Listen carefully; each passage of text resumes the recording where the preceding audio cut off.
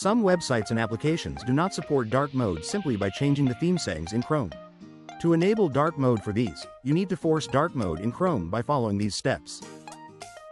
Open Chrome and type chrome://flags in the address bar, then press enter. In the search bar on the Chrome flags page, type dark. Find Auto Dark Mode for web contents. Then here either select Enable with Simple HSL Based Inversion or Enable with Simple CIELAB Based Inversion from the dropdown. HSL Based Inversion is a method of color inversion used when forcing dark mode on web pages, specifically utilizing the hue, saturation, lightness color model. CIELAB is also color inversion used when forcing dark mode on web pages designed to be more perceptually uniform than RGB or HSL. Select any one of them. Then click on Relaunch button at bottom right corner.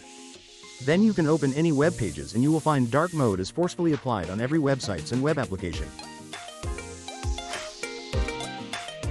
Hope you like this. Please like, share and subscribe for similar videos. Also click on bell icon so that you will not miss any update.